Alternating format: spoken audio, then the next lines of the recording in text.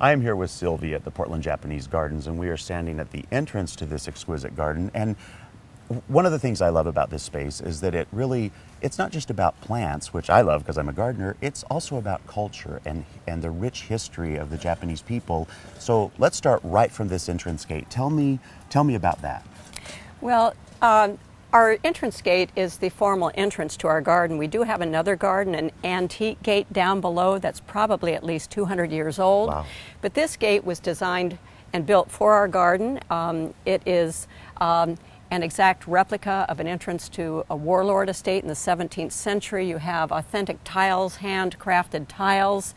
You have little rooms on each side that would house the samurai guards, the sentries, and you have a large doorway in the center through which the daimyo on his horse would enter and pedestrians through the smaller doors on the side. Well, and I love the intricacy of it, like even the what I would call a temple bell. I don't know if that's what it's called, but there's one of those hanging up there. Well, I don't think a temple bell typically would be hung at the daimyo estate, but we do have this temple bell, which is rung on special occasions. It's a ceremonial bell.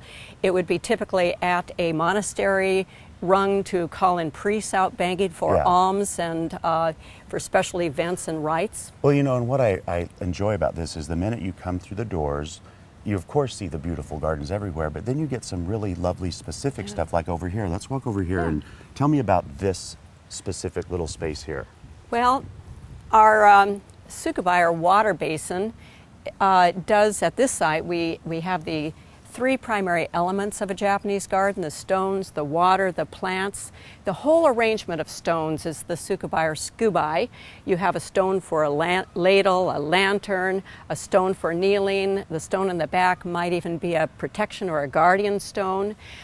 These basins typically, I think, are found in tea gardens, originated in tea gardens, where people could just rinse their mouths as a rite of purification. Wow.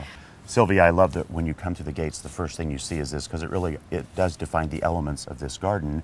And you had mentioned tea garden, so let's take a walk and talk about that one, okay? Yeah. So now, Sylvia, on the way down here, we came under an arbor, and there was a beautiful Japanese lantern in the view of it. What's the significance of that? Well, first of all, the arbor itself is an important part of our garden. It is the formal entrance to the strolling pond garden, but it frames the lantern below, which was a gift to the garden from our sister city, Sapporo. So the lantern had resided in Sapporo at one time. It's our tallest lantern. It has 5 fireboxes, which we light for moon viewing and other evening events. But that is a very special spot just because it is a tribute to our sister city, Sapporo. And the arbor itself is an example of framing, which is one of the really important techniques in garden design.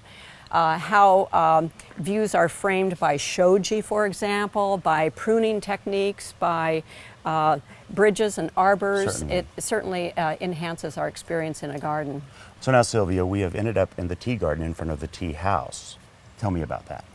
Well, the tea house and the tea garden are actually one, and so many of the aesthetics that we associate with Japan are associated with tea: the calligraphy, the flower arranging, and so on, and even just the garden itself.